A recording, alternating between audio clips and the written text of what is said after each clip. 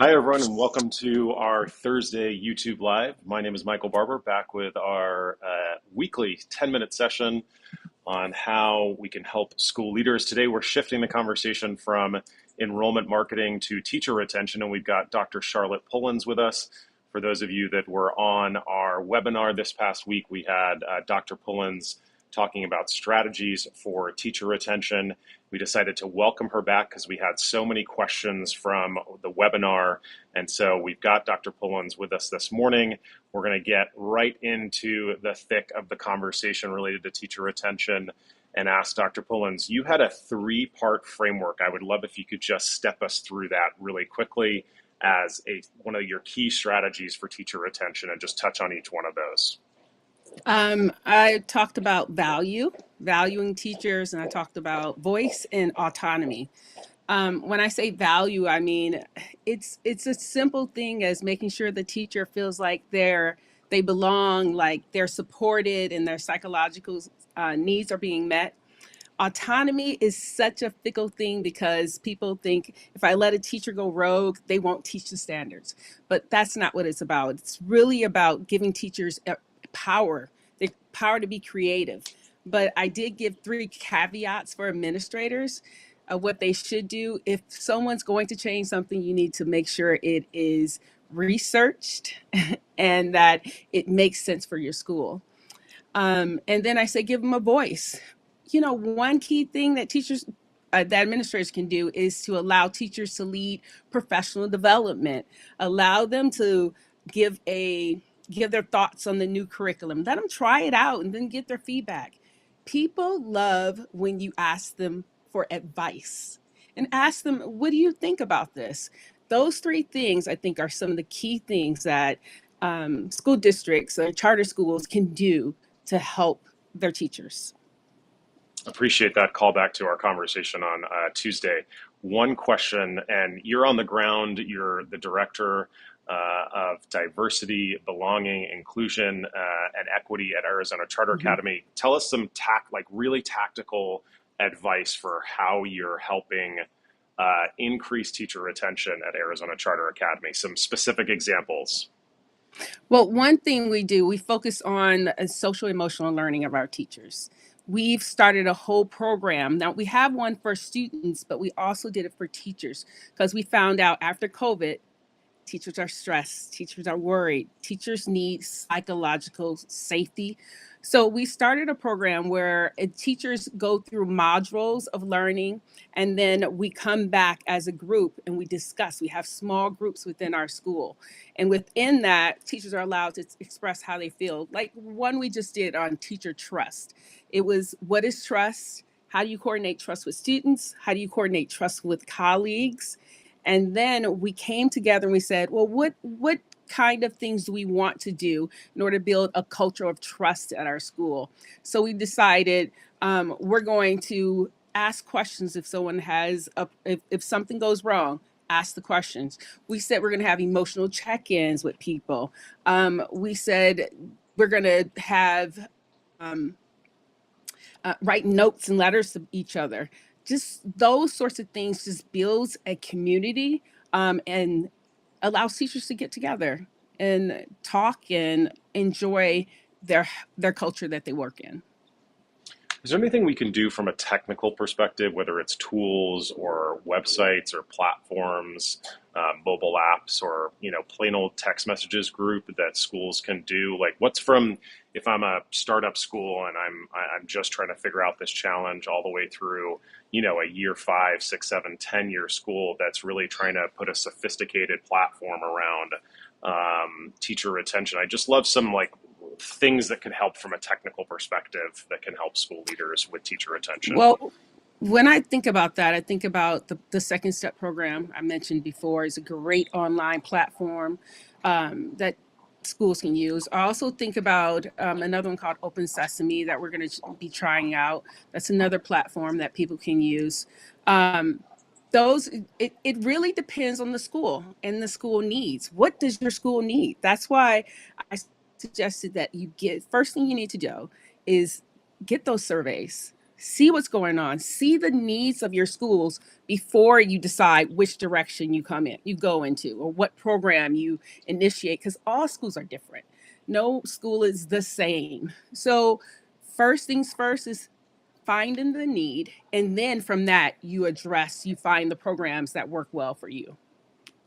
Have you seen any research out there, or has your team at Arizona Charter Academy quantified what it costs to lose a teacher versus retain them? Any insights there? That was a question we got in terms of like, is it quantifiable? How would we go about doing that? Any thoughts there? Oh, that's a hard thing to quantify. Because it's not just losing a teacher and the difference of a teacher's salary, whoever you hire next. It's about where does it affect the students. So you have to think about when the student loses a teacher, or you lose a teacher within a school district. Now you have to find someone to retrain. Now they might not be certified, and we know statistics says if they're not traditionally certified, those are the teachers who usually leave. So then what kind of person are you filling that spot with? How much teacher experience do they have? It's a myriad of things that you have to think about to really quantify what what what problems it causes in your school, or what deficit it causes your school. But those are some things I would look at. Um, yeah, that's where I would start. Yeah, I think this is something we should like definitely try and tackle this I together. Is know. this question right? Because Yes. we had this conversation yesterday of just what is the cost of, what is the Hmm. objective cost of losing a teacher, but there's also Hmm. all of those subjective costs that you just touched on, right? And then Yep. it's, hey, the connections to the kids that Yep. impacts student retention, the Yep. connection to the community. There are so many downline impacts Yes. that I think we should Yeah. be figuring out what's the right measurements for. So maybe that's something we take away and we work on and we come back to Yes, I our agree. school leaders, because it feels like we need to answer that question. I just Yeah. want to pause really quickly and just welcome everyone in to our Thursday chats on all things for school leaders. We typically do these every Thursday for enrollment marketing topics. We're taking a pause because we had Dr. Charlotte Pullins and Professor Nguyen on our Tuesday webinar this past week. Over 400 of you attended, and we talked all things teacher retention. So we're coming back to a couple of the questions. We've got 2 or 3 minutes left. Would love, if you've got any questions, you can drop them right here into the chat. I'm going to ask one more, and I hope a couple of our viewers. We have a comment here, Dr. Pullins, that said, would love to have Dr. Pullins at every school. So you're getting some shout outs from our viewers on YouTube. Okay. That's Um, great. my next my next question gets at sort of a thorny topic, if you will, and would love just some initial thoughts. Definitely one of the things that's driving teacher attention is the political environment that we live in, and all of the things that politics is impacting from an educational perspective. Can you touch on that for us, and just where you're seeing that impact teacher retention efforts at Arizona Charter Academy, or with school leaders you're talking to? Uh, um, so I talked about the social crisis at the National Charter School Conference, and it does make a difference. The political, the social atmosphere really does matter to what is being taught in the school. So it varies by state, of course, and whatever your superintendent of schools, their agenda is. That is something that really matters. And it is affecting, and it can affect how teachers teach and how schools are governed. So it's a thorny kind of, It's a thorny question, situation.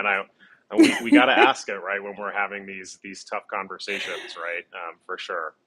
Yeah, yeah. One question that Um, came in yesterday that we didn't get to, that I would love your thoughts on, is somebody asked on your autonomy, the mention of autonomy, is how do mhm. you go about? I mean, how do you measure that as a school leader? Do you go out to your school leaders and say how autonomous do you feel? Is it a 1 through 10 scale? Is it like sort of that net promoter score? What is the thing? How do you measure that?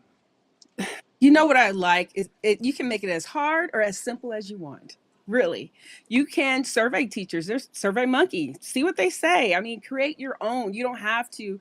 you're still going to see the data, right? And so I always am a proponent of using two, quant and qual. So go out there, have someone like me go and ask the questions. How do you feel? How do you really feel about autonomy? But I'm telling you, Michael, I get from exit surveys. I actually do the exit surveys and then send them to HR because people are usually coming to talk to me a little bit more and they often give me their information. But I'm finding that autonomy is really big. They feel like schools are so stringent that they can't deviate within anything. So I would say go out, talk, survey, and see what you got at your school. It won't hurt. Knowledge is power. It is for sure, and we'll give you a little shout out. Should you want to learn more about how Dr. Pullins serves school leaders, she is the founder and lead consultant at ELC Training and Consulting LLC. Just look that up online, and you will find more information or connect with her on LinkedIn. We are right at our 10-minute mark, and I want to respect our school leaders' time. And wrap it up. If you have any questions for us related to this topic, more than happy to put it in the chat. We will funnel it over to Dr. Pullins to get an answer. But we appreciate you all being here. We also appreciate Dr. Pullins being here. Again, we're here every Thursday, 10 a.m. Pacific, 1 p.m. Eastern, talking all things for school leaders. And next week, we'll be back on enrollment marketing, and we are bringing graphic designers into the conversation to talk all things school brand. So we hope to see you back here next Thursday again, 10 a.m. Pacific, 1 p.m. Eastern, here on our YouTube channel. Thanks to everyone who joined us today. Thank you.